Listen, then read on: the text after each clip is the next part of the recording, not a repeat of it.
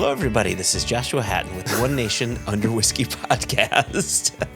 I'm joined today, and I'm joined as always, and especially on the season 8 opener of our podcast, One Nation Under Whiskey. I'm joined by the inimitable White Walker, Jason Neil Patrick Harris Johnston Helen. Thank you. What a place to be. What a time to be alive. Mm-hmm.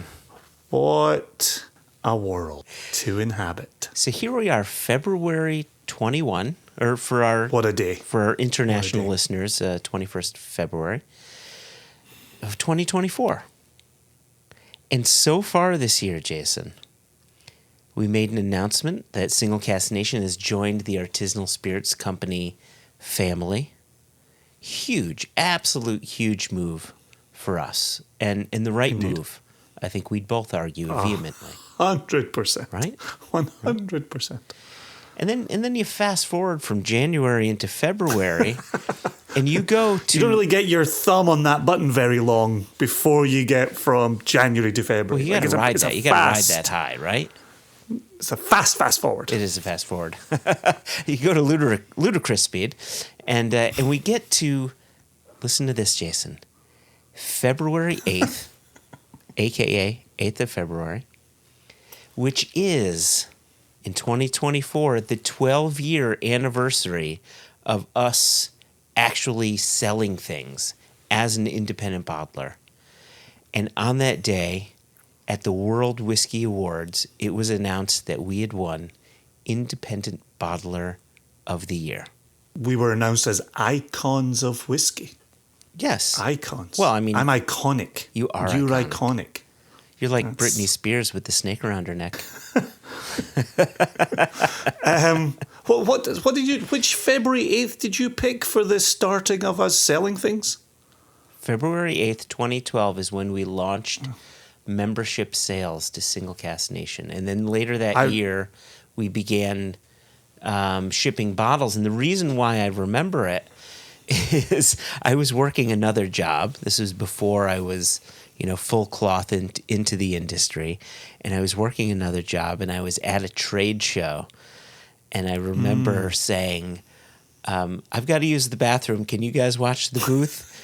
And us hopping on a call and just, getting ready to hit live on our website. And yeah, it was a momentous thing. Yeah. No, I remember the day very clearly, and I was in a 1-year rental in Olalla, Washington State, in a house that overlooked Puget Sound, or it's a sound within the sound, which was kind of a pass, you may say. Okay. And the house was phenomenal. Okay, let me be clear. The view from the house was phenomenal. The house itself was highly questionable, but the view was amazing. And actually, just the other day, I was looking over photos with the kids because my kids were, my eldest was 2 days away from turning 5. Yeah.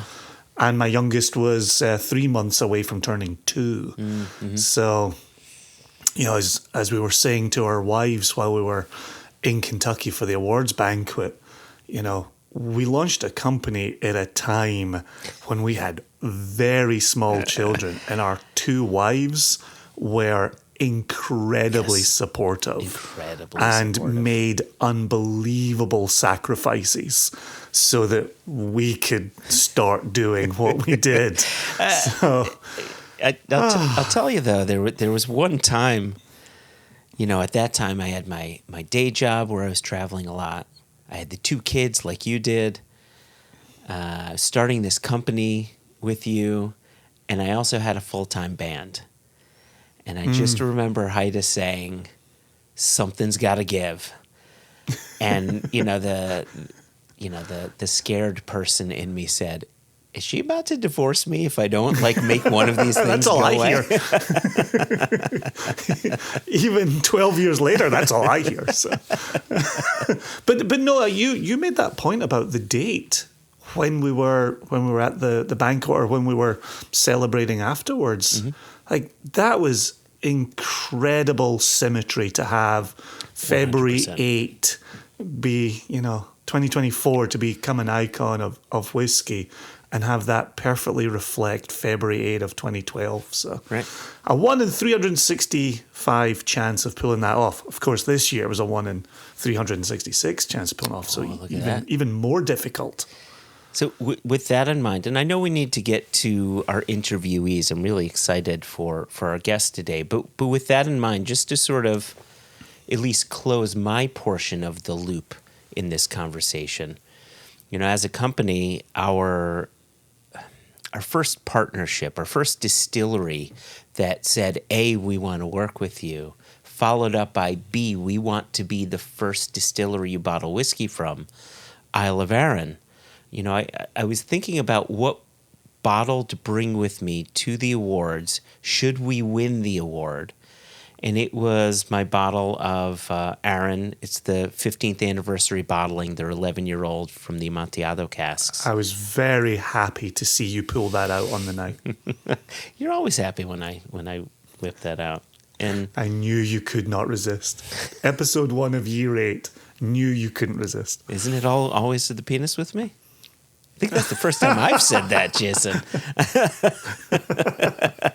But I thought, what a fitting bottle, right?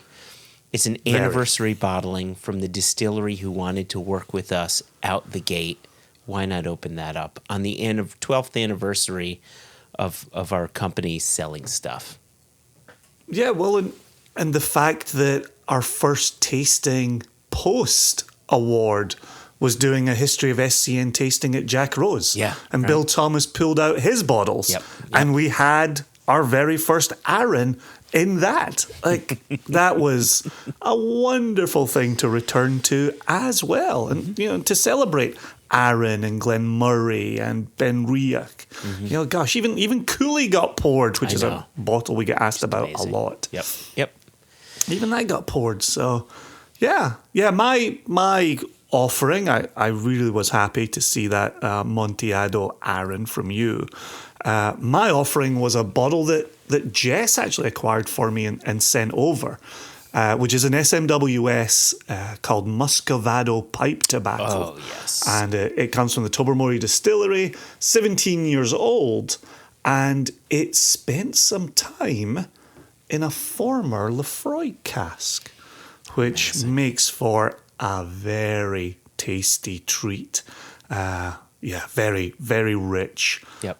Deliciously peaty smoky. Yep. And goes down real easy at 57.4. So I enjoyed cheering you and our wives and our families and our nation, but also our new corporate.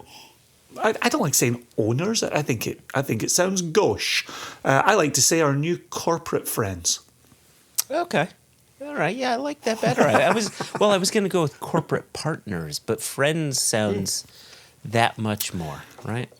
Right. Yeah. Right. Yeah. We had a very friendly time at the end of January with them all. Man. So. Yeah, absolutely brilliant. Being able, and our listeners are going to hear from two of the people that we hung out with, but being able Indeed. to spend time with the folks at the vaults and just meeting the team, people could not have been nicer. We joined the holiday party, and one of the people there, a woman named Julie, dragged me onto the dance floor so I could do my first Kaylee dance, which was, she was great. I was not so great, but here we are. Now I was just thinking back to the fact that we actually got to celebrate Burns Night at the vaults, and you and I got to have our vegetarian haggis, neeps and tatties. Yes. With a little whiskey cream sauce. That was so good. So good. It had been far too long since I'd enjoyed that. So that was the whole thing. The whole thing was excellent. It's been an incredible start to 2024. Yep. We are, here we are staring the last week and a bit of February square in the face. Who the heck knows what March might bring? But January, February have been a rocking start. And that was my point. Like, we're off to an amazing start. So let's see what happens. And hey, if nothing as monumental as joining a new corporation and winning Icons of Whiskey Independent Bottler of the Year award, I'd be okay with that.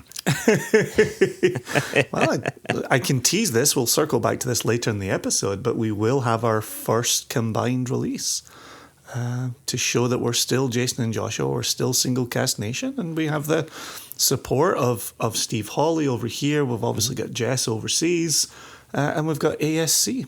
It's great, really great. I feel like I'm really part of something that's bigger than it's ever been. Yep, agreed. Jason, if you wouldn't mind, could you give our listeners a quick introduction to our friends Kai Ivalo and Euan Campbell? Yeah, actually, I'd reached out to Petty, who I've talked about on the podcast, my very good Finnish friend, and the reason I'm in whiskey at all. And I'd said to him, how would you pronounce Ivalo as a Finnish surname? And he sent me back a little voice recording, which was magnificent. But he also made the point that Ivalo is the northernmost town in Finland. And Petty P. Reinen, a Finn, didn't know that it could be a last name. Oh, that's interesting. Well, what would prohibit it from being a last name, though? Yeah, well, you're talking to somebody who's a Johnston, right? We have the town of Johnston in Scotland. Yeah. So, I am living that life. I've got the last name Hatton. You can't go through London without seeing the name Hatton everywhere. But as a town? Yeah, Hatton Gardens. Oh, named after a person. Yeah, named after a person. Well, either way, you're welcome. No, the natural counter to that is, aren't most towns named after people? Maybe true, may not be. I don't have the stats in front of me. I don't have the data. But one of the aspects I wanted to point out as we lead into this interview is Kai, at that holiday party that you were just referencing at the end of January in Edinburgh, Kai was celebrated for his 20 years with Scotch Malt Whisky Society. And we've known Kai for a long time. We've known of Kai longer than that. Oh, yeah. And so to see him celebrated for 20 years was magnificent. And he's done a lot of jobs in his time with SMWS, but currently he, along with Euan himself, no slouch, he's been with SMWS 15 years, 1-5. And he's brilliant. They're both brilliant. But yeah they're such good lads. Great. Yep, right. And so they're in charge of cask acquisition, they are in charge of stocks, they are in charge of whiskey creation. We get into that a little bit in our interview, so I don't want to say too much here, but I think it's well worth celebrating the longevity which both are able to celebrate with SMWS. And we play around with that old whiskey industry C word a little bit in this conversation. All right. Where we talk about consistency. Consistency, yes. And the two of them are absolutely in agreement with you and me, which is you want to be showing different sides to the whiskies that you're putting out. And different sides from what distilleries are putting out. But you want to be consistently good. You want to be consistently well received. And so I thought that was a nice part of this conversation as well, and spoke to similar mindsets in the role they've got with SMWS and the role we've got with Single Cask Nation. So listen, let's go celebrate these two chaps in person in this interview. And I think this is going to be one that listeners thoroughly enjoy. So here comes Euan, here comes Kai.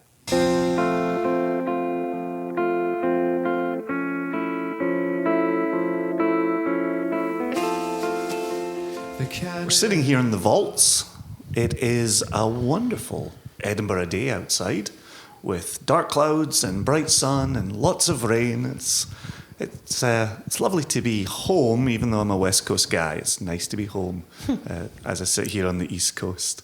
Euan and Kai, you are stalwarts of... Kai just raised his eyebrows in the first 3 seconds of our conversation. Still smiling. You chaps have been here for a good while. Could you give us and give the listeners a little bit of background on when you started here, and even if there's a few glimpses into what you were doing before you started here?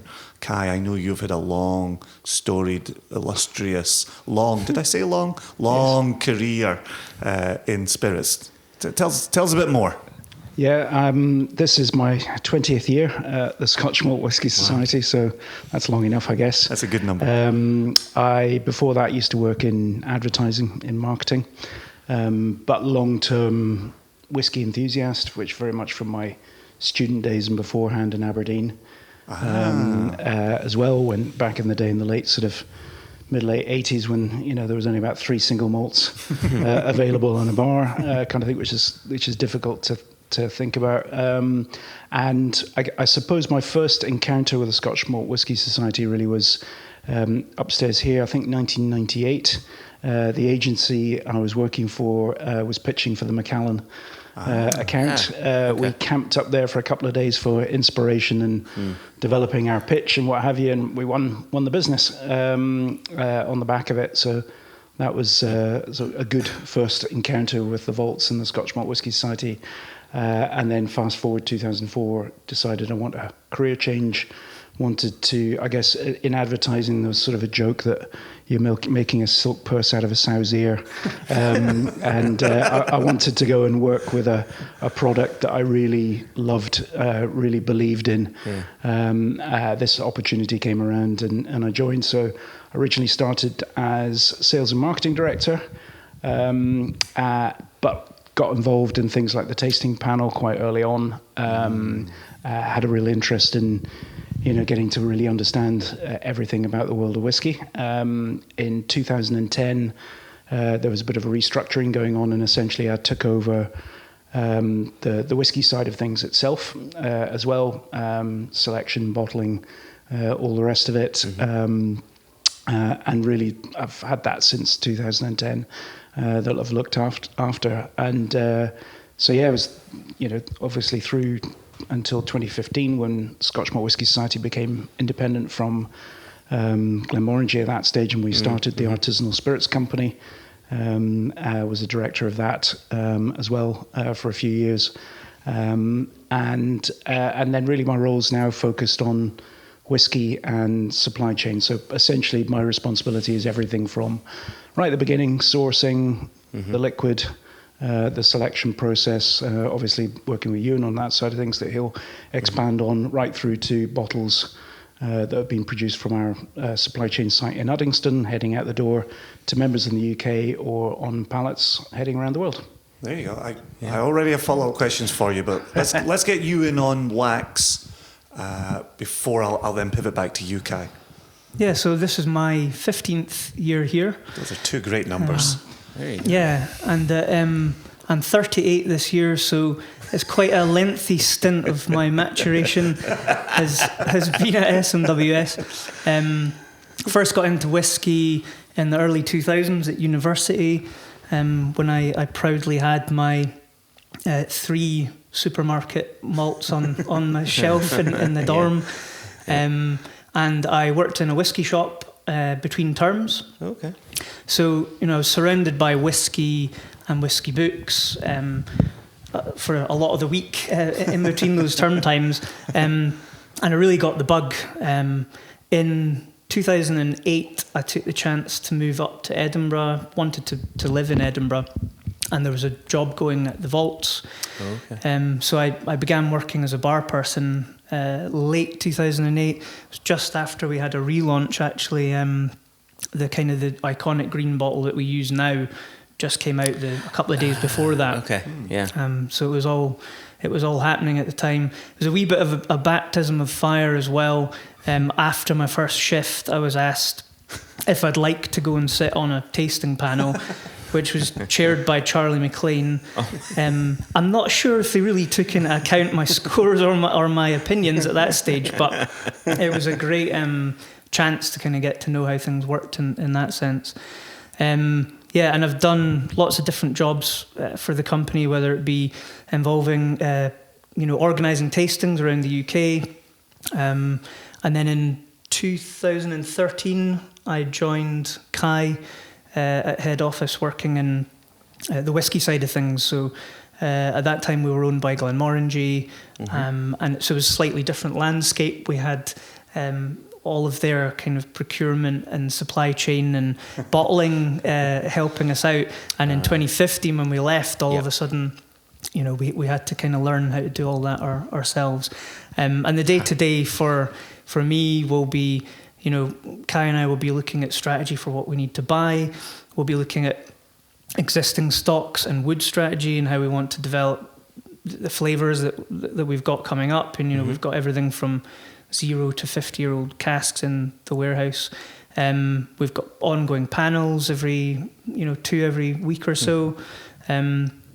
Samples coming in for whatever reason. You might be testing out new cooperage, testing samples at 3-6 months. So it's never, no 2 days are the same. So really my follow-up, as much as we're going to pivot back to Kai just for some order, is really for both of you. So please do think about answering it after Kai as well. But with 20 years for you, Kai, and 15 years for you, Euan, what have you seen partly within whiskey circles? Because you're talking some really key years there, 2006, 2010, are years that really jump up in my imagination. We're talking about the changes in whiskey. So the changes that you are seeing there in your time with the company, but then also I want to ask many more questions about what it was like having in-house bottling and then sourcing that. But hold on to that thought. So what have you seen over those 20 years with whiskey? Yeah, I mean, I think in terms of whiskey itself, obviously there's some obvious things like the rise of the new distilleries is probably the big one. And I guess the start of that, from my perspective, was Arran. Sure. When I first came in, we were bottling maybe 5-year-old Arran casks and things like that, which were, and they were really interesting because the quality was really very good right from the beginning, and I think they were a constant performer at the tasting panel as well. The other thing I would say as well, we were just touching on this earlier on, is I think that the quality of whiskey today is consistently better than it was way back when, 15, 20 years ago. Obviously, you had fantastic whiskies then, and quite different things available at the time that were maybe not necessarily available right now, but there was inconsistency. You would also have some absolute howlers in amongst everything else. So seeing that quality of new make spirit and wood selection has really moved on, and you can see that in terms of the research that's taken place in the last 20 years or 25 years that a lot of whiskey companies have acted upon. So I think those are some of the key things. And then in terms of the landscape, it's just ebbed and flowed as it always does. There are things. If I go back 20 years ago, there were legendary whiskies that were still available that you could get hold of and you didn't really think twice about. That's changed. Those have gone, but that's replaced by different experiences and things that we get hold of today. And we've gone through some challenging periods of being able to source whiskies through to other periods where things have loosened up a little bit. I'd say those were sort of some of the key observations on whiskey from me. Yeah, I love it. Yeah. Just before we move on to Euan here, for that consistency, there are some whiskey fans who profess to not like the C word of consistency. They liked the highest highs and then they understood there were lowest lows. Do you think whiskey as an industry is in a better position now with consistency? I would say so. So consistency actually is within SMWS is not a word in terms of associated with quality. It's not about everything being the same. Because that's clearly not what we're about. We're about variety as the core part of the whiskey proposition. So I'm talking about well-made spirit, and I think it is a good thing because I mean we had some wonderful whiskies in the past that you'll think about and enjoy, but that was hit or miss. In some instances as well, and that's that's not sustainable. You can't continue on that basis really. And you wonder too if the really good whiskeys were really good because you had the context of the not so good ones to help them along. Yeah, if you've got something maturing for like 40 years in a refill cask, I kind of hazard a guess the person that filled that cask did not know that it was going to be the great whiskey that it turned out to be. So you kind of have to strike this balance between, filling good quality wood and in the knowledge that it will yield good quality spirit, when maybe all you experienced was the best of the accidental of the past, if that makes sense. It does. Yep. So what have you seen over these 15 years? What kind of jumps out in your mind? I think it's the kind of the unpredictability.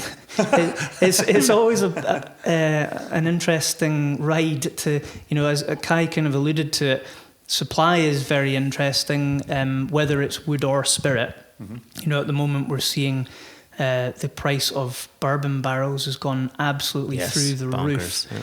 And we've been there before, back in, was it 2014, something like that? So yeah, they've kind of gone up massively in price recently, but it's kind of swings and roundabouts, peaks and troughs, and it's a long game as well in terms of spirit supply.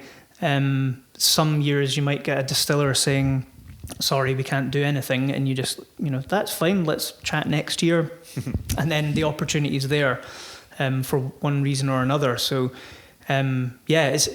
we were chatting about this earlier today as well. It's just trying to plan is a big challenge, but it's also really fun and interesting, and you have to adapt each year, to different fluctuations. So yeah, I think one thing I would say though is that in terms of trading and the relationships and the people that you're dealing with, that's a constant. There are new people that will come to the party, but Euan said long game. You absolutely have to look at this in terms of what we're doing as a long game. I've had meetings in the last couple of days where, I haven't necessarily got what I wanted out of it, but it didn't matter because it was about speaking to people, making sure you got, you've had the conversation, you're top front of mind, all of those things, so that as and when the opportunity arises, they'll remember who you are and those kinds of things. So that has remained a constant, whether times are good or bad in terms of availability.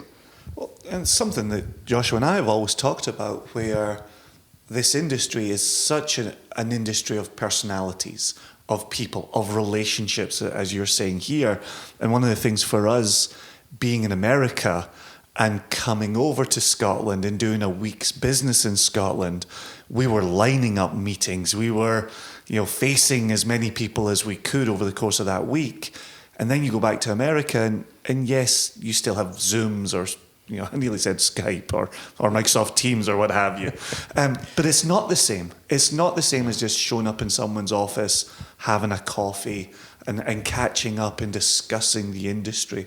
And so I love hearing that it is still an industry of people, and I love that we get to talk to people like you. I'd say relationships and trust are even more important now, not least because there are some shady dealings taking place out there at the moment. So trust is, it's almost, one of the things that's most important to me in my role within the Scotch Malt Whisky Society and Artisanal Spirits is to ensure that I protect those relationships and that we don't do anything, or we're not tempted to do something that might jeopardize that relationship.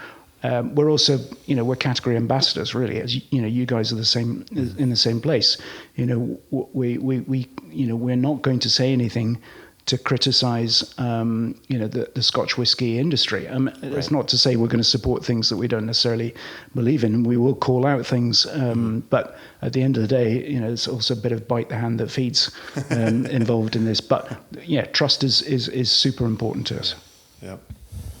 I like what you said about category ambassadors, because I think that extends as well into what you bottle and what you sell. I mean, as independent bottlers, obviously, you guys are a club, a global club, but we're bottles of the single cask and cask strength. And to bottle a poor whiskey, there's only so many times you could do that, and you lose your credibility, and you potentially tarnish the credibility of the independent bottler. I really like the way you put that. Can I have the floor now, Jason? Only if you promise to stop slapping the chair while you're talking into your mic. So, am I doing that? Uh-huh. Oh man, Manischewitz. Euan, I love your title. Head of Whisky Creation. I thought you meant Mister.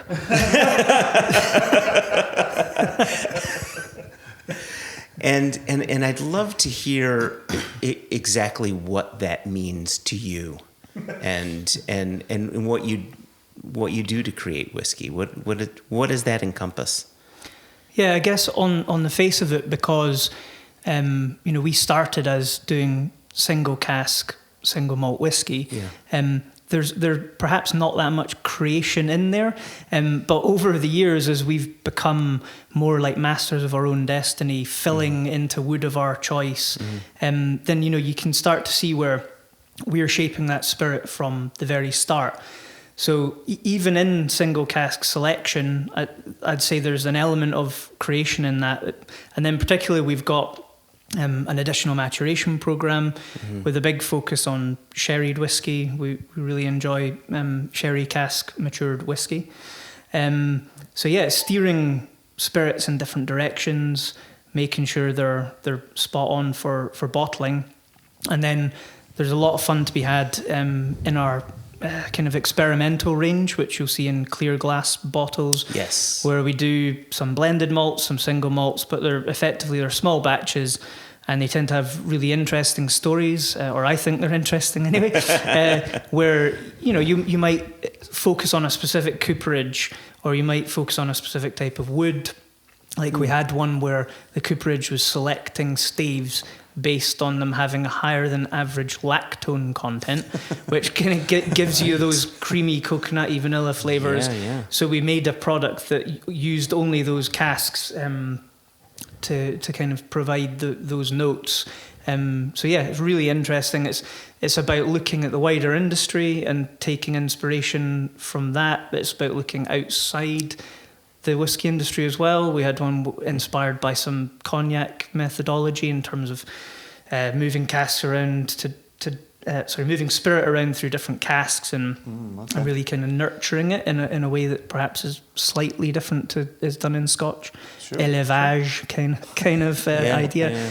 So and then in the spirits team we're all whiskey geeks, so we're constantly chatting, exchanging ideas, sending links. Have you seen what's come out recently? And it's about trying to think about that and make it into something tangible in the end. And who knows when that's going to be for certain ideas, but it's all collecting those up in the bank of inspiration and trying to make sure that it's expressed in the whiskey that comes out. And does some of that get shaped by what you're sourcing and how you're sourcing, or once it's in-house you're taking a look through stocks and saying, how do we tell a particular story here?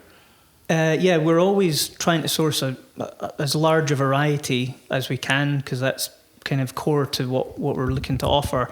So lots of different spirits in lots of different casks. I mean, when it comes to fillings, we tend to be bourbon and then a couple of different sherry varieties. But additional maturation, we can go a bit further. So when I'm looking at the stock list, it is really like a huge variety of different things, and it's trying to see in that matrix of binary code, like all these numbers flying by, what might make sense here, what could we pull together, and it's kind of the same with our the J.G. Thompson brand as well, which is focused on sort of 3 key flavors of rich, smoky, and sweet. Yeah. Can you break down J.G. Thompson for us a bit more, and maybe talk about how that came to be and where your area of focus is on that? Yeah, so we love blended malt whiskey. I think it's a hugely underrated category, because we love single malt, but just because you put 2 single malts together, who's to say you don't get something greater than the sum of the parts? So that was really the idea there, and then to focus on just the 3 key bold flavor profiles. So in the rich, we could use sherry or wine port casks, that kind of vibe for darker, spicier baking spice flavors. For the smoky, that's kind of self-explanatory. The cask type could be anything you want, but the peat is kind of the backbone. And then for the sweet style, we're using maybe a little bit of toasted oak, lots of bourbon wood, and trying to, get that kind of candy store vibe as well. So just playing riffs. And the idea was as well that each batch shouldn't be consistent. So we're not trying to make Rich 1, Rich 2, Rich 3 the same. Yeah. They're like variations on a theme. So a lot of fun to be had in putting those together. Okay. So consistently good, but inconsistently conceived. Well, we took inspiration from, certain other batch products are out there where you know that they sit within a territory, but each time they've got scope to move around that territory, so that it adds a bit more fun, and it means that the drinker gets a chance to say, what was this one versus the one before. So it's a bit more latitude rather than we need a consistent product and it needs to be the same every batch that you do. The other thing I'd just build on that is when we started that, we had some inventory of casks that I would say we bought opportunistically, if I can say it. And there was a degree there of, they were involved in certain deals and trades. And one of them I'll pick on in particular is the 1972 blended grain whiskey. Just had that last night. It's all right, isn't it? Very all right. It's and really the story behind that is that we were given an opportunity to buy it in a discussion with a rather large international whiskey company whose name I'm not going to mention, but and it was one of those sort of end of a sort of meeting conversations where I've got some of this stuff.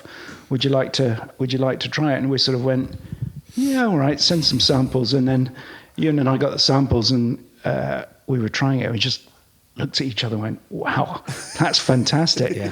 And then there was a question, said, what would we use it for? No idea. Should we buy it? Yeah. And how many years later was it before suddenly we went, this is where we're going to use that? Yeah, it was like 5 years or something. We sat on it going, what? And they're that's still just, there. Just the case that sometimes you've just got to trust your gut on things and just go, that doesn't quite fit. But I think that's part of an interesting experience. I was going to say journey. I did that we've had in SMWS where we started out as being single cask zealots, if I can put it that way. And actually, of all things, it was an experience with the wonderful Chip Tate from Balcones a few years ago, and he came to the UK, and I had a meeting with him, and I was asking him things about some Balcones, and then he was telling me that basically because of the evaporation losses and what have you, they were consolidating and then putting it into the cask. So I said, well, if we buy a cask from you, is that going to be single cask by definition? No. All right, cheerio. And because that's what we did, single cask. And that haunted me. I was like, this is ridiculous, because back to, Euan says, we're whiskey enthusiasts. If we taste something good, we think the members are going to enjoy that as well. So why do we get hung up on, a focus, a category, or something like that? So, in the same way, by that time, we came to some of these other things. We were in a position to say, let's buy these, because we don't yet quite know what we're going to do, but it's tasty stuff. So it will find a way.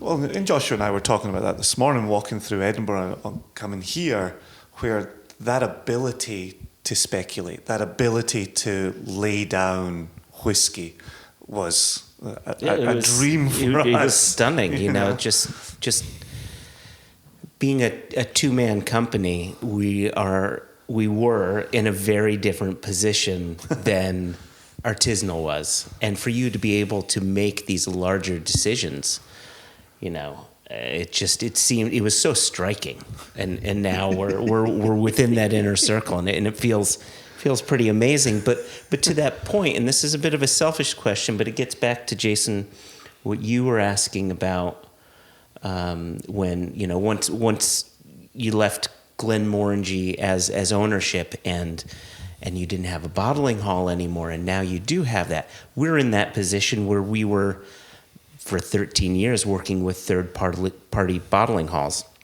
and now it's all internal. How has that helped you from a whiskey creation standpoint? Not just logistics, but from whiskey creation standpoint as well.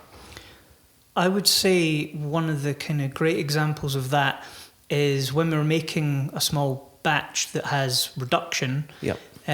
We will reduce over a longer period, so like really slow, taking the strength down very gradually over 2 weeks or something if we've got the vat space.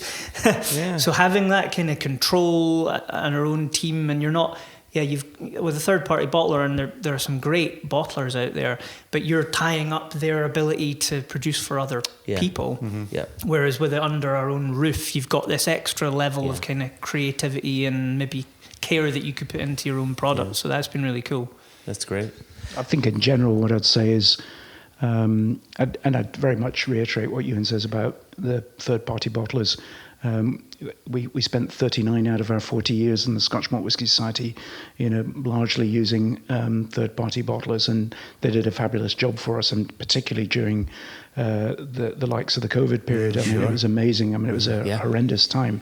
But when you've got your own crew working on things, it's not necessarily from a whiskey creation point of view, but in terms of quality, all the way through, you are 100% reassured. Uh-huh. And I think that's really important. Right through to if you've got a haze issue, for example, the guys are now checking, turbidity. They've got options if we want to look at different filter, not chill filter, but, bag filter options through. So they're already thinking about some of those things and saying, what can we do? And they care right through to, a fun little thing was we have a neck label at the bottom of the capsule in the SMWS bottles, and the third-party bottlers were always hand-applying that. Well, we've got a machine that can do that. And the first time we ran it down the machine in Uddingston at our Masterton Bond site, there was about 5 of us all huddled around this one bottle going, wow, look at that. and I took a step back and went, this is slightly sad, but it's wonderful. This is a neck label, guys. We're excited. But it's wonderful because people care about the detail of making sure that bottle looks fantastic for the member, right through to the way that they're handling the casks, because they know and they recognise the value of the casks. You've even got the operators in the cask warehouse suggesting where we might put them or what to do with them and all of that. So there's a care that. I hope you can taste it. At the end of the day, you're not going to, but for me that's important that's all the way through as well. Yeah, you got to taste the love in the whiskey. Yeah, exactly. That's how it goes. So I'm still curious though, when you've been with Glenmorangie and you had the in-house bottling, and you really did have a day where you had to take that out. Had you known that was coming for a while? Did you have a small turnaround window to get that sorted? And we weren't kind of dropped straight away. They did gradually reduce that, and they helped us. So in the early days, it was Ben Riach that were doing the bottling for us, and so the Glenmorangie team helped set that up. Oh, wow. And so we worked with them for a few years, and I think we were still having some of our casks being tipped by Broxburn bottlers as well, which was part of the previous process. So there was a very well thought through transition that was put in place. I mean, they did everything to help set us up for success. Huh.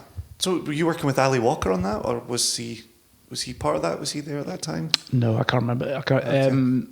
There was some of the team from Billy Walker's group. In fact, some of them who've gone on, with him to Glenallachie as well, that were involved in that at the time. There you go. We talked about sherry casks before, and we just so happened to have a sherried whiskey in our hands. Mm-hmm. And I'd been nosing this. I was showing quite a bit restraint I was just nosing it, and I look over to Jason, and he's a tiny sip. I took a tiny sip. I actually took it out of my hand because I was going to keep drinking it. So. But the liquid is really, really excellent here. So, I mean, we don't have to go over tasting notes, but you hand selected some of these samples, as I understand it, and I'm curious as to what drew you to this one. Jason told me to pick this one. What Jason says, Euan does. Well, no, we literally sat down with a big list of potential candidates and just went through on a couple of hours in the evening because we were across the Atlantic. And this was one of the ones that we decided on. It's a 2010 from an Elgin distillery. And it spent some 54 months in a first fill Spanish oak Oloroso hoggy. So quite a chunky period of time in that second cask. Would have been bourbon wood prior to that. My initial thought was that it was second fill sherry. So the fact that it's a finish makes additional sense. Maturation. Yeah. There you go. Additional maturation. I love that. Well, because we've always kind of thought that finish sounds very short and it's like 6 months or something. Yeah. Whereas we're aiming for 2 years Sure. minimum, unless it's virgin oak when it could be, a little bit ready a little bit sooner. So we try and say additional maturation because we're aiming for over 2 years, and it just kind of feels a little less drive-by finish. Yes, drive-by finish was a phrase that we heard from a master blender from a very large whiskey company, and referring to a product that they may or may not have made. And we decided that if people are referring to that kind of term, then perhaps we need to create our own. Plus, other companies had things like acing and all those things, so we needed to have our own one. Yeah, but back to your point a second ago, Joshua, is all four of us here are engaged in the sourcing of liquid going forward. Yes. And the fact that over I got to get it right this time, over a Microsoft Teams, you and I, I'm looking at Euan here, you and I were in the artisanal spreadsheet that is gargantuan and incredible and wonderful. And there was that sense of, what are you looking for? What is the nation looking for? And we talk flavors, and we talk profiles, and we talk ages, and we talk about price points. And this morning at our meeting with you, Kai, we started talking about what's the future for SMWS casks with artisanal? What's the future for single cask nation casks with artisanal? How do you, for our listeners here, how do you see that evolution for what you have been doing to what you both will be doing going forward? Can you put some leaves on those branches? Yeah, as you referred to earlier, this is about us understanding what single cask nation and your followers, the nation members, nation members. I see. Proud okay, nation I'll get this right. The members bit I should have got, but anyway, it's what are you guys looking for in terms of understanding what makes an interesting, unusual, great quality, whiskey? How does that sit within your release program? That you're looking to achieve there, and then that allows us to, when we're doing the sort of the day to day and talking to people and sourcing, that allows us to have one eye on. What you guys are looking for. In terms of SMWS, we continue with the way that we're approaching things for the identifying inventory, what we want to buy on spot, what we want to mature and keep for longer, what we want to put through the additional maturation program. At the heart of that, you won't be surprised, is a drive for variety. Mm-hmm. That's what we're looking, and Scotch Malt Whisky Society members are looking for, which is a mix of interesting and unusual casks. Variety for us is driven by a number of factors in terms of distillery or make. Make for us is the fact that, if you take a distillery that makes unpeated and peated, it's clearly not the same thing. So those are variety factors. I'm stating the obvious, but bear with me. Age, when we're planning, we're looking to bottle across an age of 7 or 8 years old up to 25 years old for the bulk of what we do, and then we'll have the sort of special things that are 25 years old and older. And I think last year we bottled a 40-year-old to celebrate our 40th anniversary.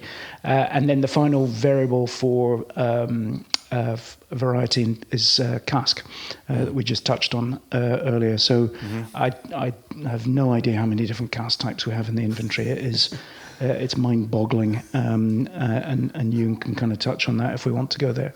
But at the moment, one of the things that we're looking at within that, we're talking about sherry casks, is around about a third or more of what we're releasing is sherry cask influenced whiskey one way or another. And so that's an area that we've discovered that the members are very keen to explore. And then within that, we're layering on variety within sherry casks, depending on where we've bought the cask from, wood type, the seasoning period, the wines that have been used, all of those different things. But variety is I guess in one hand it's great because it means that we don't have to do the same thing. We don't have the challenges that the OB producers have, but it's a curse as well in terms of constantly changing things around and defining what we think variety should be. Well, and I think hot on the heels of what you're saying there, and Joshua, you were alluding to this earlier, in us joining artisanal for the first time, maybe even for the first time in a while, we're sitting down with the two of you and saying, what does the year look like for Single Cask Nation? And what do we have currently in a warehouse? What do we need to go out and taste and perhaps even discover in new distilleries, right? And so it's hugely exciting, and it's been so interesting. Anybody who's heard our other interviews or other conversations about this have continually said, you sound really excited about this. This is amazing. Just like Euan sitting here talking about Whisky Creation, Joshua and I, and with Jess for the global markets as well, we're getting to say, what would you like to put out into Germany in the third quarter of 2024? It's so cool. We're standing in a new place here, which is it's so cool. Which is quite nice.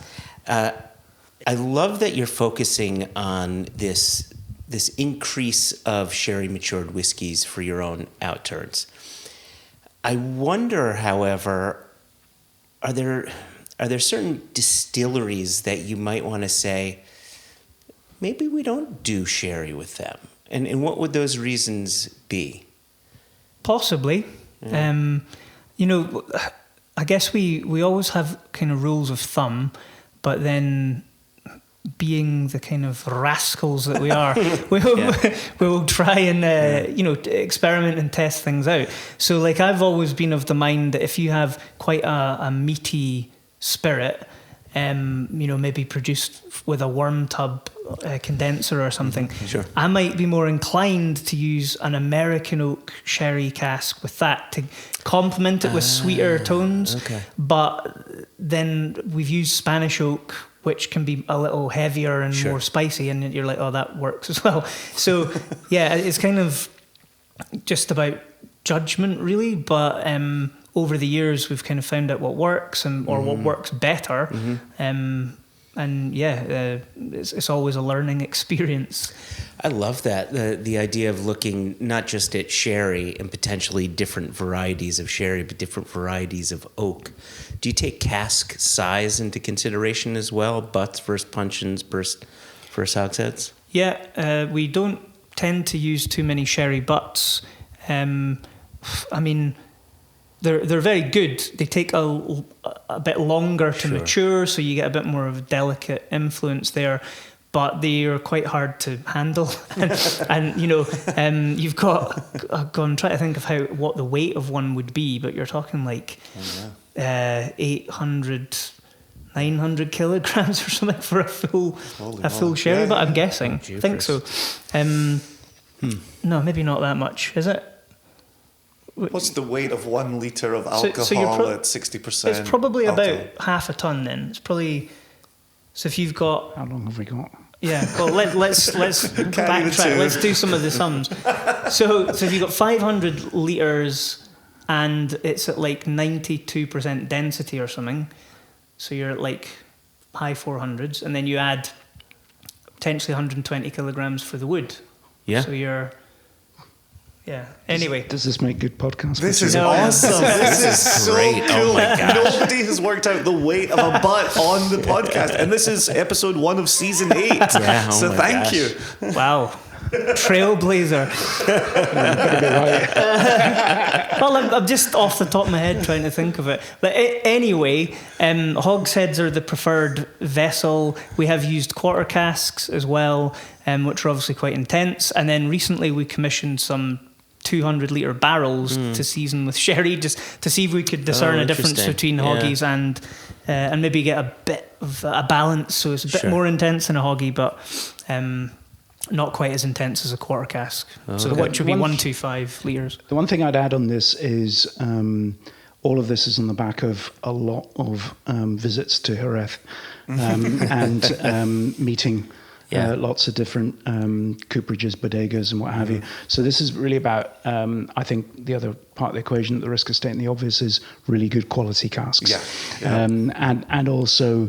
the asking an awful lot of questions throughout the process of different people, going to see, different stages of the process, going to the wineries, tasting the wine that's being matured. Some of the casks we have are in our own seasoning program, which Euan just alluded to, where we have full control of the whole process that's in there. So it really is important that you do that, we think, and that we put the time and the effort and the money into sourcing, casks directly from the producers rather than going through brokers or other routes and what have you. And in fact, we've had our fingers burnt on that some years ago as well. Also, I mean, when we talk about sherry casks, in the broadest sense, we are looking at fortified wines and other types of casks as well. So sherry casks, as you'll know, are really only referring to the sherry triangle where they come from. And the ones that we buy that are sherry casks will have the Consejo barcodes on them as well. But we are also curious about what happens when you buy a PX or an Oloroso casks from Montilla or from Malaga or from other areas. So that's another area of exploration and experimentation that we're looking at, that again will provide another layer for the members' experience in terms of these very flavoursome casks that we're bottling from. I love hearing that you've got this seasoning program in place and that you're not shying away from it. It seems to be this common trope. People slag off the idea of seasoned sherry casks because the old vintage sherry casks are so much better, right? I'm not saying that. I'm saying that's what people say, but I think I think the flavors are different, and please feel free to disagree with me. It's not that one is better than the other. It's that they're different. Quite often when we do tastings and we talk about whiskeys that are young versus old, it's not that the young whiskey is a lesser whiskey. It's just it's doing one thing that young whiskeys do, and old whiskey does things that old whiskeys do. So do you find the same with that? Certainly, I would agree with you. I would never say something was better. It's just a different end product. But coming back to consistency, with seasoned casks, you're able to, by choosing the supplier or the cooperage you're going to work with, you can see where the wood comes from. You can see how long they dry it for, and all their methodology, how long they toast it for. You can, in some cases, select the winery that it's going to. We visit the casks, we taste the wines from the seasoned casks. And with old bodega or like Solera casks that may have been used for 50 to 100 years. There is literally no traceability. You have no idea, like sometimes even what oak type it's made from. So you really have to be able to go and check those before you use them. So they're good to use, but they're very, very risky. They could have been in situ for years. They could have had bacterial infections. They could have had the odd stave replaced. They could have wormholes. Lead patches. Yeah, lead patches. Sulfur candles all the way through the winemaking process once it's been emptied before it's refilled. And there's not really a record of that. And, you know, the person selling it to you knows you want to hear that it hasn't had sulfur candles burned in it. So, if you want consistency and control from end to end, then seasoned casks are a fantastic way to go. And the suppliers we work with are very open book and take us all over, you know, to show transparency, their process and the people they work with. The proof of that as well is that every time we get a truckload of cask from Jerez, one of our team will go on site to nose all of the casks. So that's, again, another sort of level of the quality, attention to detail. And we're doing that just to check that, you know, A, they are what we thought they were going to be, even if they've got a stencil on the side. But it's to ensure that they are all quality before we start filling them with spirit or mature whiskey. And I think this is where it's really been borne out. When we've had deliveries of, you know, old ex-bodega casks, they're all over the place. As soon as you get, you know, one of the seasoned casks coming through, everyone on the nail. It's just like, wow, bang, bang, bang, bang, bang. It's fantastic. And that gives you the confidence going forward, because you know you've got that fixed variable that you can then deploy. And because each cask matures differently, as we know anyway, you're not creating homogeneous releases. You're creating a consistency and quality, like Kai said before, in the wood, and then everything can kind of diverge as it matures, and you get class whiskey at the end of it. Class whiskey. Class whiskey. I feel that every day on One Nation Under Whiskey. Class whiskey. One Nation Under class whiskey. So as we're just kind of moving towards the end here, in our next episode, we're going to be speaking with Lost Lantern, very much an American-based, American-focused independent bottler. And we'll talk about their business over there. But I'm curious, as we're sitting here at the vaults in Edinburgh with both of you, what are you seeing? Because I know you've been in America. I know you've sourced in America. I know that we'll be exploring some sourcing for artisanal in America going forward. How is American single malt, perhaps American bourbon, American rye?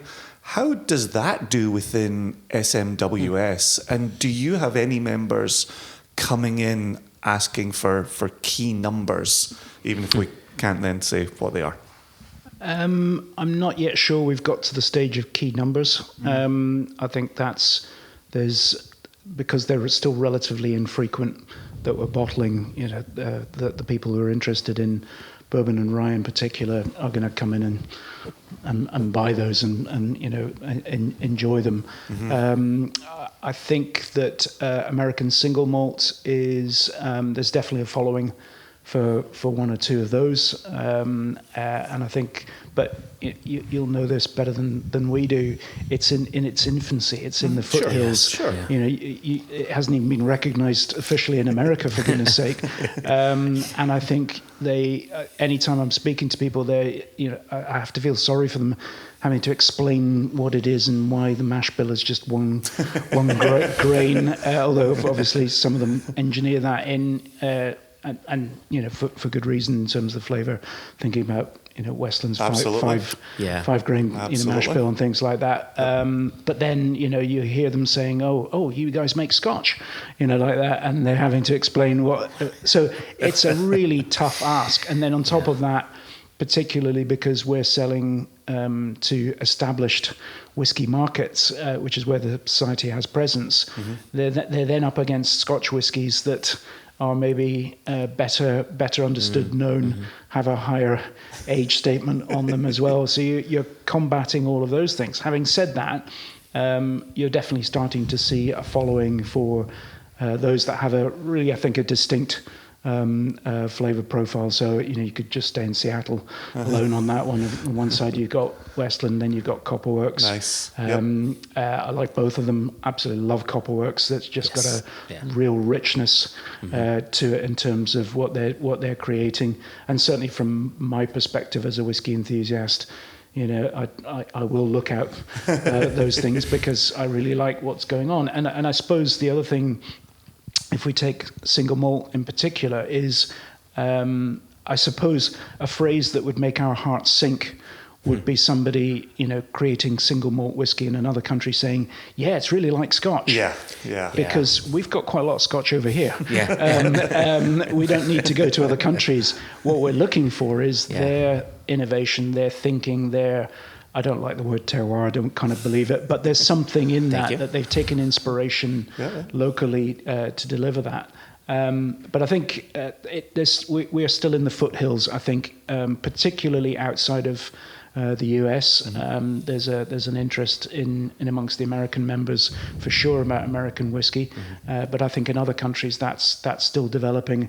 And I think as well, when you come here to the UK and in Europe, American whiskey has been damaged in recent years due to the tariffs. Indeed, sure. I think you almost say Europe is one of the areas that has failed to see the bourbon bounce. In recent years, it's like things have never happened. And as a whiskey enthusiast, when I'm looking for interesting bourbons and ryes, you can't find them. It was struggling to get a hold of them, and then the prices are a bit silly in comparison to the dollar equivalent I see there. So I think there is opportunity in there, and we know that our members are curious, they're adventurous in that sense, and if we point to something and say, this is fab, you might want to try it, they'll pick that up. Yeah, very well said.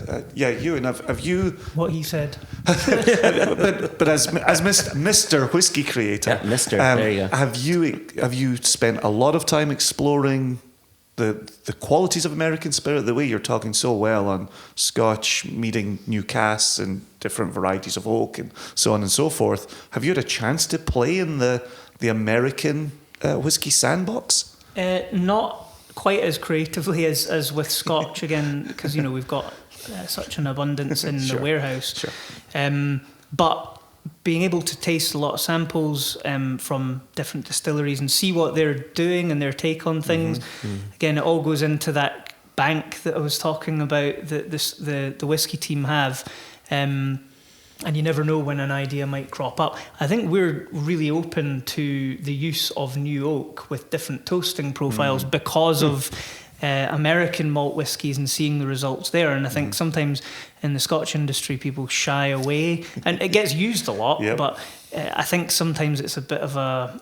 people shun it a little bit as being too over the top. But I think we kind of embrace it. And that's something that I took from American whiskey, is that the new oak is your friend and you can create lots of nice flavours there as well. Well, and given Scottish climate, I feel like you could put something in it's your a chardonnay little less intense, and what we do, a cask type that we're really big fans of in terms of new oak is a heavy toast with a medium char, and I can't remember the exact timings and temperatures, but it's a specific recipe that we have with Speyside cooperage actually, and it just gives this lovely rounded creaminess, like texture wise, lots of sweetness, but not too much like splintery oak. So it's a good balance. You have to look out for some of those tonight.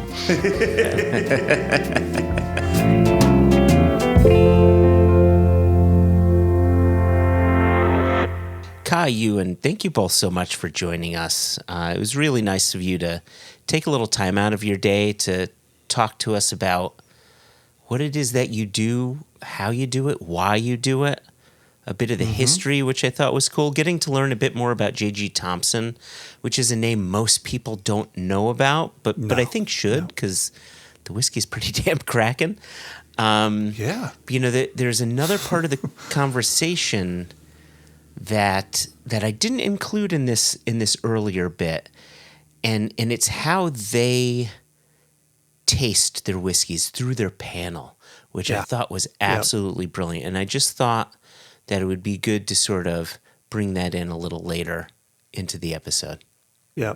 To add on to what you're saying about the tasting panel there, I just finished reading Maverick, The Founder's Tale by Pip Hills. I'm 100 pages in. Did you get that wrapped? Yeah, I'm 100 pages in. I'm still working on it. Oh, 100. Yeah. He talks in there about the early tasting panel, and I was quite surprised to see, for no particular reason, but Dr. Jim Swan was an original member of their tasting panel. And just the way Pip Hills talks about his expectations, or even learning to talk about whiskey in a way that so many of us now take for granted, this idea of, florid tasting notes, and imagination running wild, and sounds a little bit like what they've historically done in the wine world. And Pip talks about bringing that into whiskey circles. And I thought that was kind of an interesting aspect, but then also having somebody who was known for his scientific background, like Dr. Jim Swan. Yeah. Yeah, one of the reasons I wanted to keep the conversation regarding tasting panels separate from the rest of the conversation is, one of the questions that I've been fielding, and I don't know if you've been fielding the same, is, well, what's going to differentiate Single Cask Nation from SMWS now that you're both owned by the same parent company? And I think it's a really good idea for us to just reiterate how we taste whiskey, because it really is in stark contrast to how they go through it, right? Like for them, and listeners will hear this, for them, there are measures put in place so that people are truly tasting these things blindly and tasting the whiskey on its own merit. And for a company like SMWS, it makes sense, right? You don't need to know the distillery number. You don't need to know the cask type. You don't need to know the age. You just need to know, is this or is this not good? Because in the end, if it passes, you write your tasting notes, that goes on the label. Boom, you've got a new SMWS bottling. For us, when we think about what casks we're going to bottle, we do a few things, right? A, does it smell good? Does it urge us to taste it? Does it taste good? Is the finish nice? Coupled with, what does the price look like, and can we sell it reasonably as a drinker, right? But there are other things in place, such as, sometimes we want that cask to highlight what a distillery is known for. And for us, it's important to know that distillery and to highlight sort of what they do on steroids. And sometimes, even in extreme measures, we want to show examples of what that distillery can do, but isn't always known for doing. Yet, you can still find that distillery character in there somewhere. I like how, the SMWS isn't necessarily too fussed by distillery character. They're fussed by distillate quality, where we just look at it slightly differently. Well, and I think if we point to spirit of collaboration, right? Like there's a part of our remit. Gosh, you started today's episode talking about this, right? Our relationship with Aaron that goes back to 2010, 2011, when we first started reaching out about putting something into bottle with them, and them saying, we want to be the first bottling you do. We want the Aaron name to be front and center. We want you to go out and tell the Aaron story. And we kind of built SCN on the back of that model, which was, we've been out there celebrating Glen Murray. Right. We talk all the time about our friends at Westland, our friends at Virginia Distillery Company, right? Yeah. Our friends at Backwoods. It's an incomplete Joshua Hatton list, and I apologize. Copperworks, Westward. Right, but I think we've taken that role of co-marketer, and I don't use that to connote anything negative. Yeah. But we've taken on the role of telling a distillery story, introducing you to the people behind those distilleries. And absolutely, to your point, SMWS is sold on the back of a flavour tasting note. Yeah. You know, my Muscovado pipe tobacco that I've got in my glass right now is doing something very different from what we're doing at Single Cask Nation. Yep. And Yep. those are differences to be celebrated, especially when you share a corporate host. Yes. Yeah. Listen, I'm going to share one thing with our listeners that normally we wouldn't share, but I think it's important, right? When we were I've got the silence button under my thumb here. Let's see how this goes. So when we were at ASCHQ, we were tasting through a number of cask samples for future 2024 bottlings, and there was a specific case where we had 2 single casks from the same distillery. I don't know if they were sister casks. I think they may have been a couple years apart. And we selected one, and then we said, we tasted the other sister cask, and we said, hot damn if that is not a great whiskey, but it is not a Single Cask Nation cask. We would not bottle this. We would buy it from the bottler who bottled this, but we wouldn't bottle it because it didn't, fit what we like to do. And I actually have some of that recording from that conversation that I wanna pop in here just so people can hear how we think about whiskey that's just different from our now sister company. So here's that bit.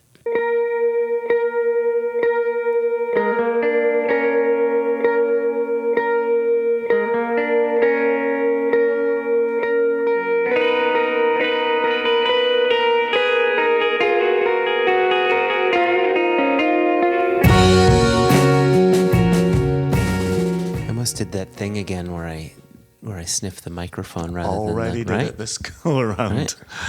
Picked up number 1, sniffed the mic. Yeah, it's fruity. It's quite bright. Some pear drop notes. Yeah. Good grain presence to it. Yeah, definitely one of those nosies. Moment you start, it's like, that's in the going to taste column. Ah, there you go, citrusy. Yeah, it's just bright, inviting. Yeah, pretty slam dunk nose for you. Yeah, that's a taster. That one smells like spring. Spring things. Spring things. All right, so now we're on to whiskey number 2. Different. Need to put it. Huh. Quite a bit different.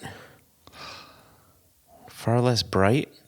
Yeah. More grain presence on this one. That's sort of that grain weightiness.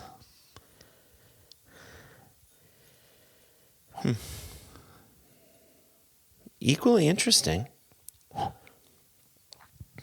I'm still focused on that horse of a different colour kind of quality to it. Yeah. It doesn't jump out the glass in the same way as the first. No, yeah, right. If you were to have just these 2 on a table, I'd want to sip the first one. Yeah. Before the second. Yeah. Do you think that nose is interesting enough for you? I do. Okay. I do because I'm trying to think of it out of context. Prepare to fast forward! Preparing to fast forward. Fast forward! Fast forwarding, sir.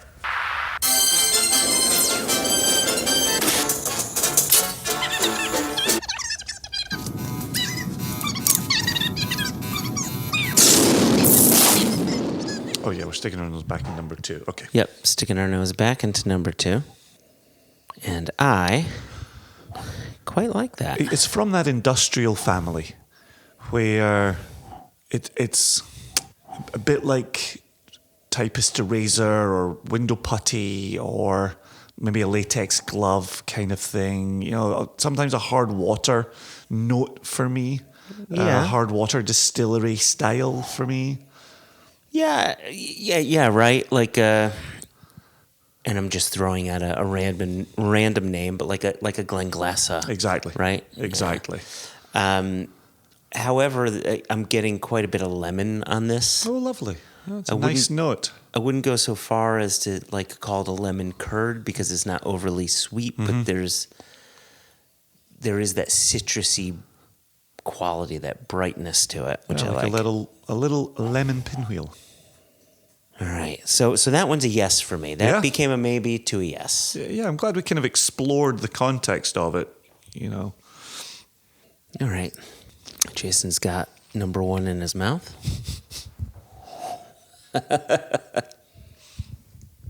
To be fair, you did put it there. Ooh. To be fair.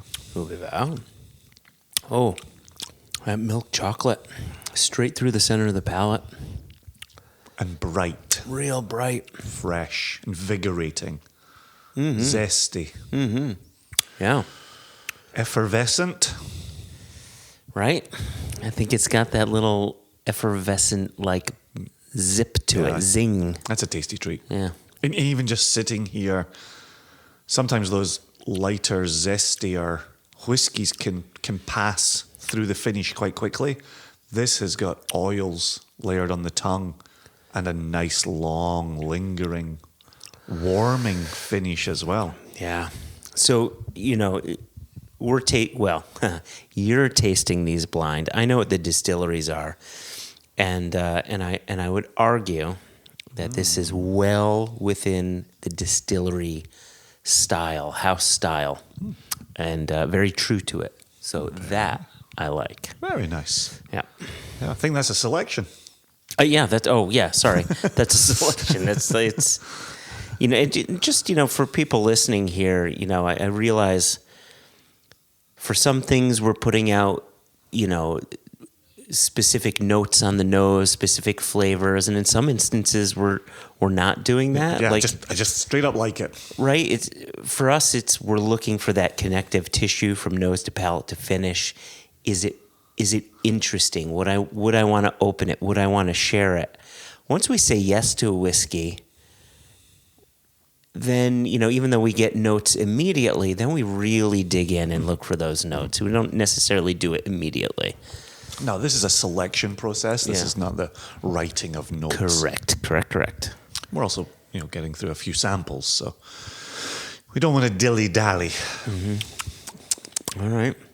I tell you, number two has a time and a place, but I don't know if it's a reach for whiskey. Yeah, I wouldn't reach around for this whiskey. You had to. I had to, Jason.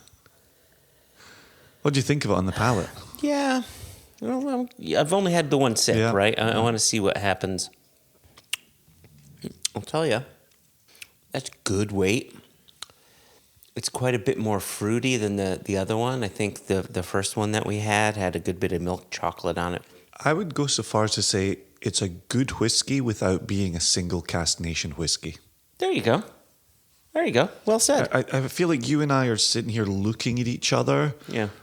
Looking for a better reason to pick it or not pick it. Really a better reason to make a decision. Yeah.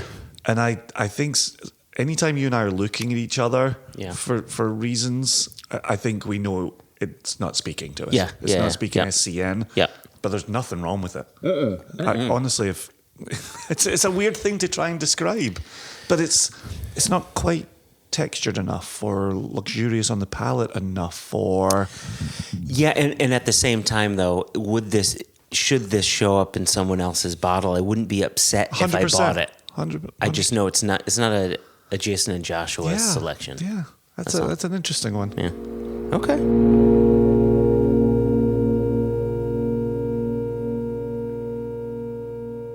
You see what I'm saying, Jason? I really think that highlights how we're going to select a cask.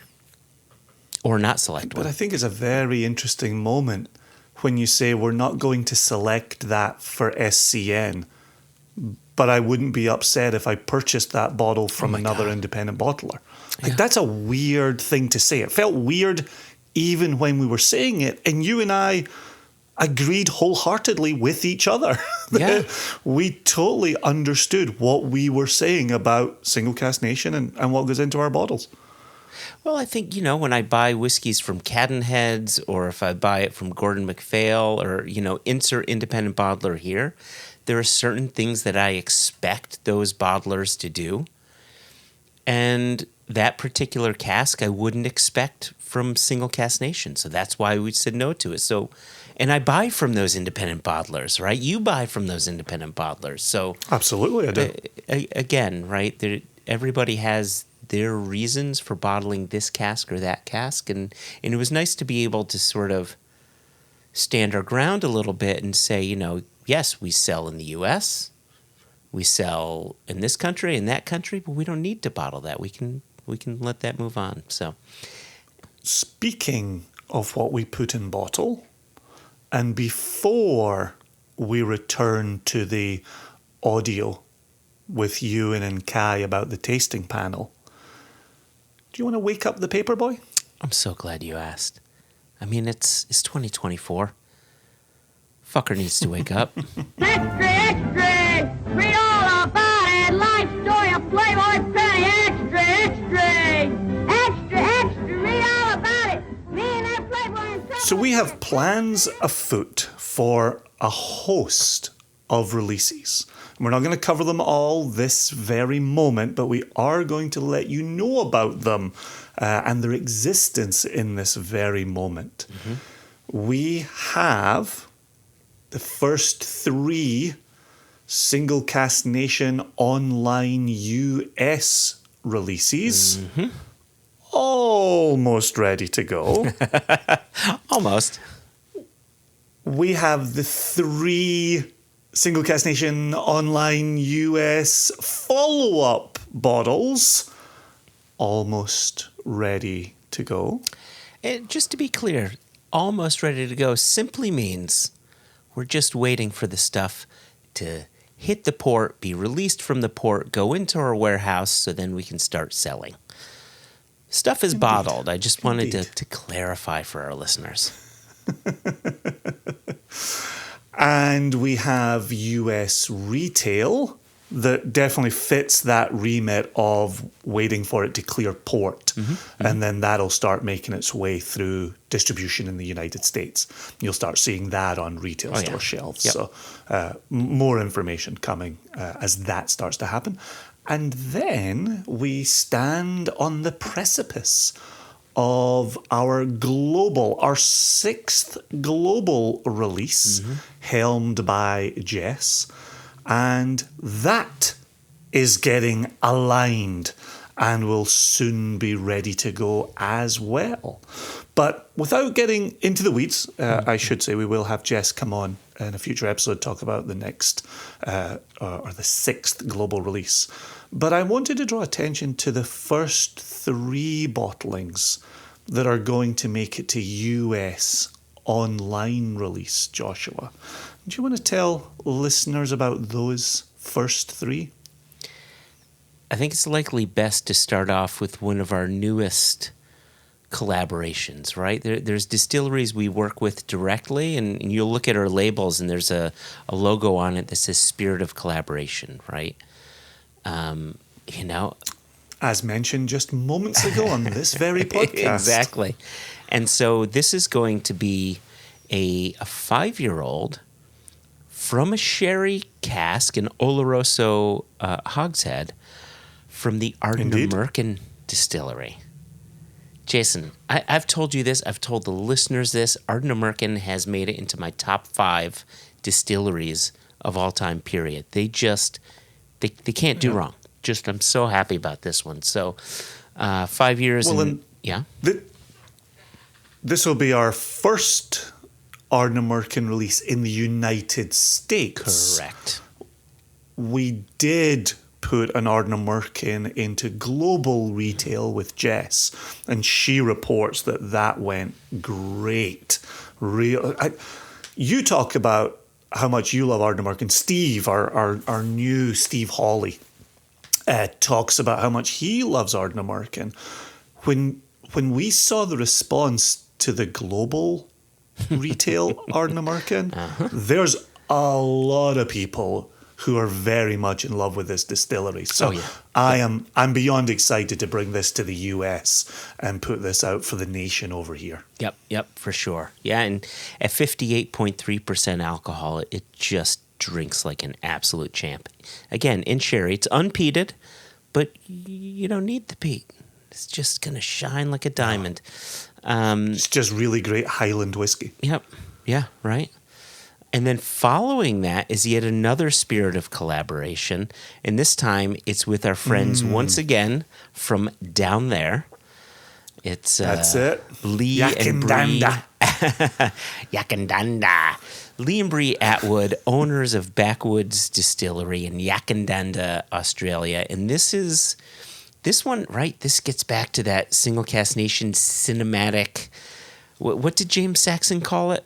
The cinematic. The cinematic universe. Cinematic universe. So a few years back, we did a rye from them in a recharged Shiraz cask, and this time around we took two rye Heritage rye at that. This time around we took two of their heritage rye casks, married that liquid together, and put it in the first Backwoods cask for this release, which is now a 4-year-old. And I think that's at exactly 60% alcohol, if memory serves. Yep, that's cask number 14 is pulling double duty here. We actually combined casks number 16 and number 23. Yes, that's right. And married them in cask number 14 to make that connection, to tell that story. Yeah. You know, it's part of that excitement as you look into the future. What stories? You know, I'm trying to take back the word marketing because I think it has been co-opted and co-lifted. And I think, you know, I know how proud we are to tell the Backwoods story, how proud we are to represent the Atwoods, and how proud we are to talk about Yakandanda. And this just continues to add layers to what we're putting out there. So really excited. That Backwoods sold great, very well received when we sold that. What's that now, a couple of years ago? I want to say that it was 2020 or 2021. It was during COVID times. It may have been bottled in 2019, but then sold in 2020. The original cask number 14 was bottled November of 2021, and we sold it in the spring of 2022. Oh, look at that. Jason, do not come to me for dates anymore. It's clear I can't be trusted. You know, I felt like I had that one up my sleeve, so. Oh, I see what you did there. I read it literally this morning. Let's see if he gets it right, so I can prove him wrong. And then finally, this one is. I mean, they're all exciting, but for those that like their single malt Scotch whiskey with a bit of age and a bit of smoke, we've got an Ardmore 25-year-old. Bottled at 46.7% natural cask strength. And one of the things that I love about this, well, I'll mention two things that I love about this. Thing number one, this was produced back in a time when Ardmore was, they were still heating their stills with direct fire, coal-driven direct fire. And it made for a different kind of spirit than what Ardmore is doing now. It was much sweeter in style. Not to say that what they're doing now is worse. It's just simply different. And I love that older, sweeter style of Ardmore. So that's Ardmore in refill bourbon hoggy. And the other thing that I like about it, Andrew Dane, who we had on the podcast just a few episodes ago, and who is the CEO of Artisanal Spirits, this is his distillery. Right, this is his baby, and to think that we bottled it before us joining that family started just was nice. It was a nice thing that told me maybe this is the right move. Yeah, we've had this in the warehouse for a few years now. We've been sitting on it for a while. Yeah, getting this out and just releasing it at a time that we meet Andrew Dane, and Andrew Dane starts talking about his love of late 90s Ardmore, and we did, in that interview we started talking about 25-year-old Ardmore single casks and how they're just delightful and delicious. So yeah, that's 3 great releases to come out the gate with and show what Single Cask Nation will be doing in concert with Artisanal Spirits Company. Yeah. And how much we love what we're putting out and how much we stand behind what we're putting out here. So indeed. So yeah, there will be an email to the nation in the US to let you know how to get your hands on these once we finalize pricing, once everything is landed and in the warehouse. Plenty more detail to share, but we were excited and wanted to get this the words around these first 3 out there. Indeed. Listen, I just poured myself a little more of this Arran anniversary, and I wanted to enjoy this while we listen back to the last portion of our conversation with Kai and Euan, where they talk about their tasting panel.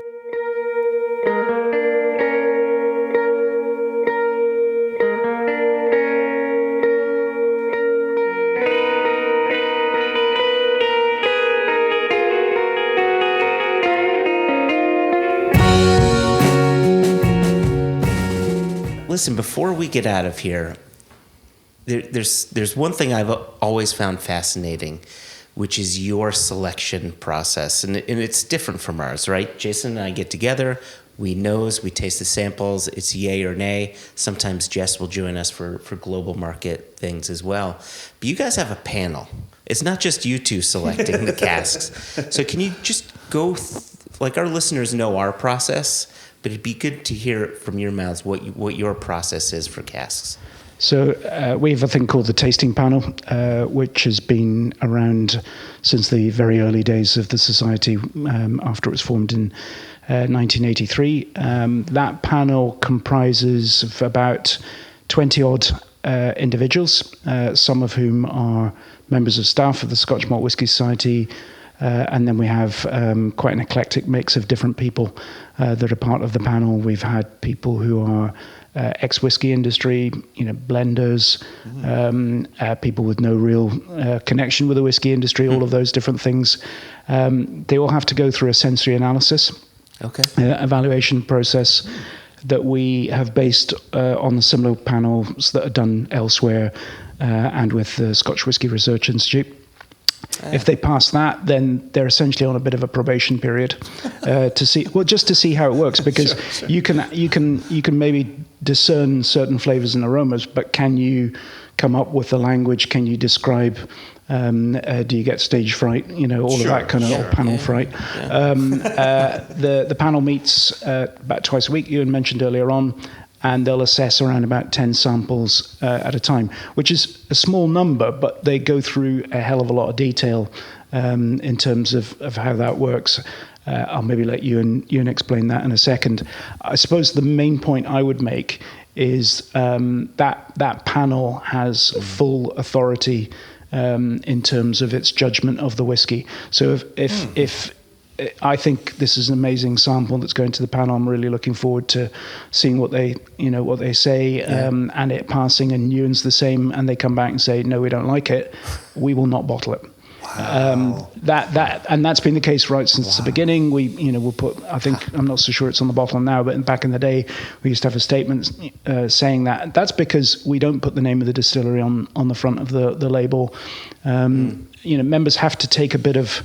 There's sometimes a leap of confidence in terms of what is this? I don't know what it is, or that kind of thing. The key thing that they can anchor that back to is it has gone to a panel of usually 4 people who've sat there, who have rigorously interrogated that whiskey and determined whether or not it's fit for bottling for SMWS. There is a further layer in that Euan may then afterwards turn around and go, yeah, but I'm still not bottling it. And so we can there may be other criteria that leads to that. Do you want to add to that, Euan?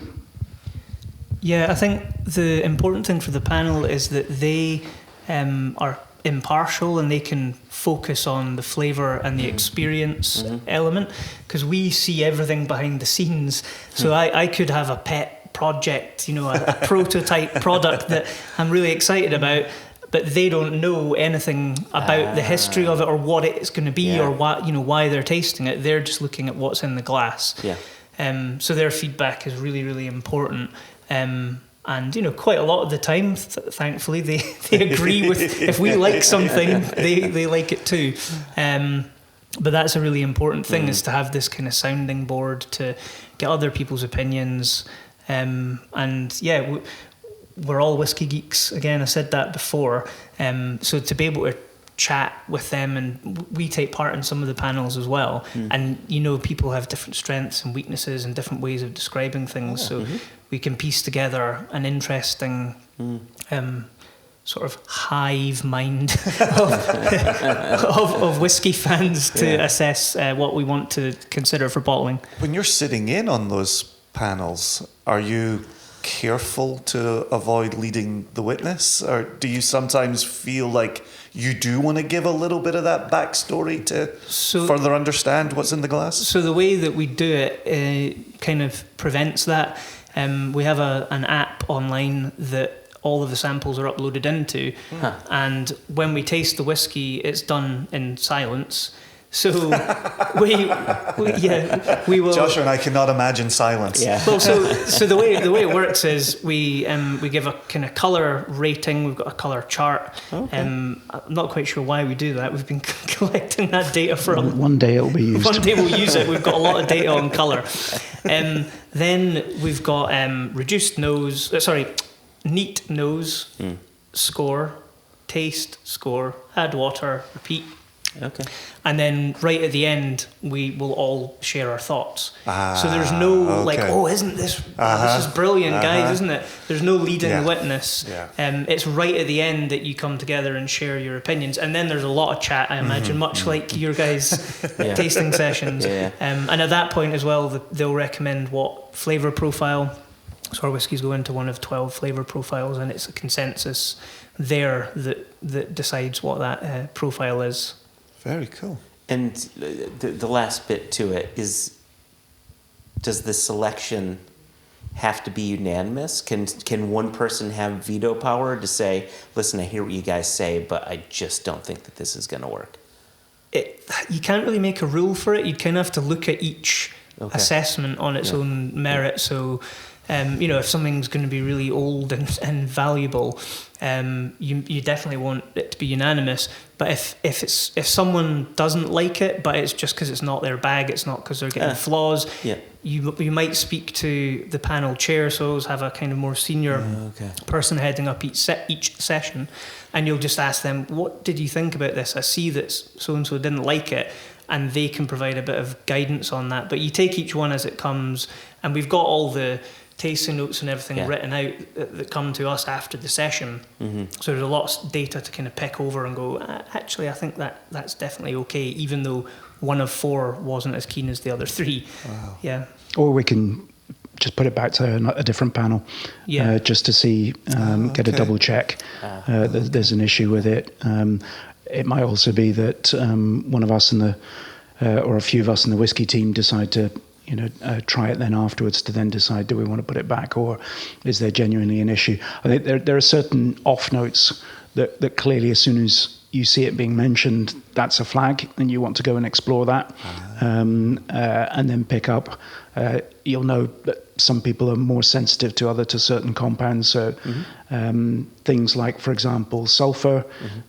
In general, we would all say sulfur is a bad thing, but there are definitely whiskies you've tried that are on the sort of slightly eggy side of things, like pastel de nata or something like that, and you go, I kind of know what's going in there, but it's adding character and flavour. And certainly if you have that with a combination of which distillery it's come from, you kind of go, that's character. That's what that is. Exactly. So you have to have that judgment in there as well. Yep. Well, we could keep going, right? We are whiskey geeks, and we could keep talking away. But I just want to say, we've been on site for a few days. We've been meeting many members from Artisanal, have been welcomed into the family here, and it has been an absolute treat. So thanks to you two, most sincerely, but also to the rest of the team at Artisanal. This has been One Nation Under Class Whisky. Class Whisky. From the vaults in Edinburgh. Cheers, lads. Cheers. You're very welcome. Cheers.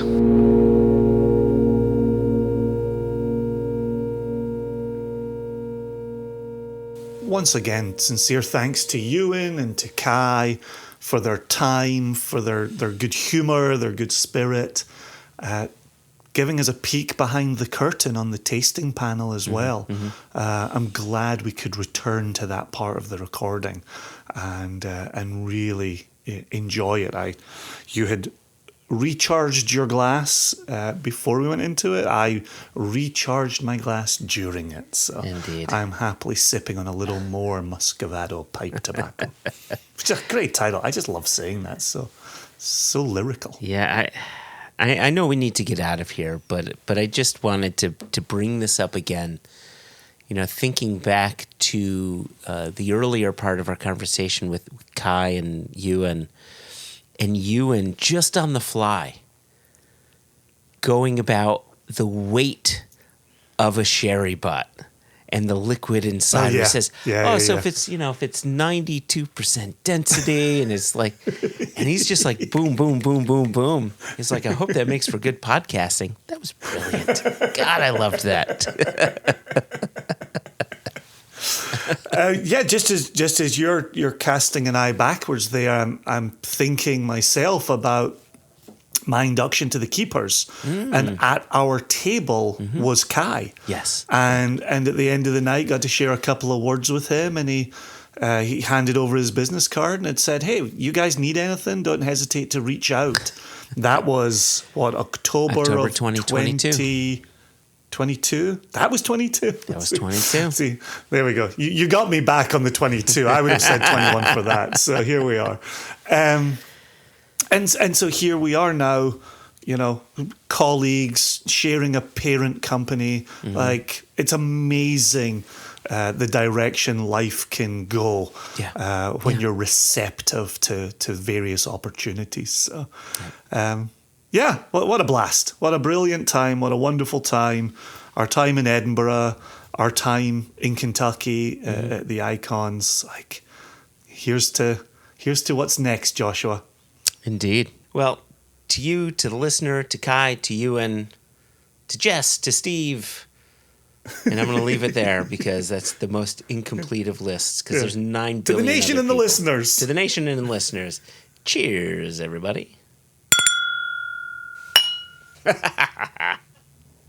And mine was better than yours.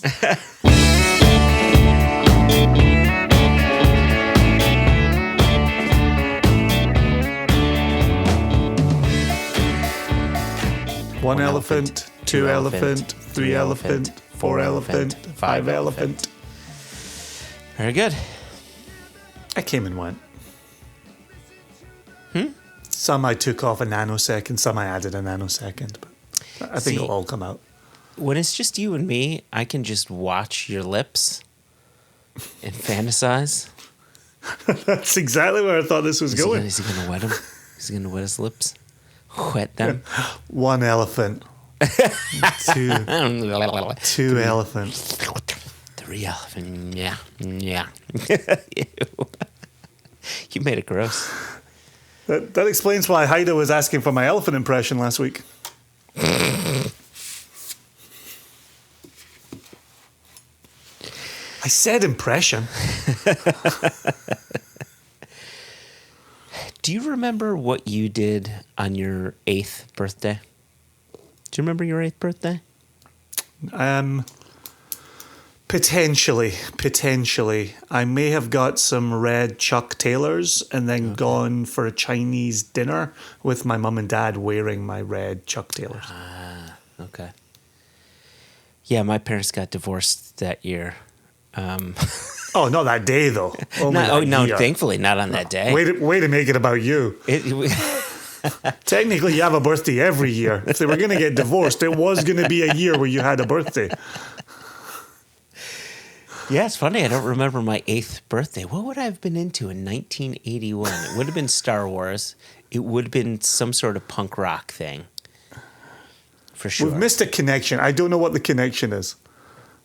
This is the 8th season of One Nation Under Whiskey, Jason. Hello, listeners. God. Hello, everybody who's joined us. Thank God it's not getting any less tortured. So, okay. I didn't hear the theme song. I didn't hear the introduction. What did you do for your 8th birthday? Well, you licked your lips. You got it all ready. I figured we ready to go in. Right? Is this thing on? I'm not sure I'm liking this change for year 8. Year 8 just start intro. talking. Make Jason as uncomfortable as possible. Have Jason question his entire existence. Are we creating the Easter egg before we record the episode? Yeah, who knows? Who knows what we'll do with this? Anyway,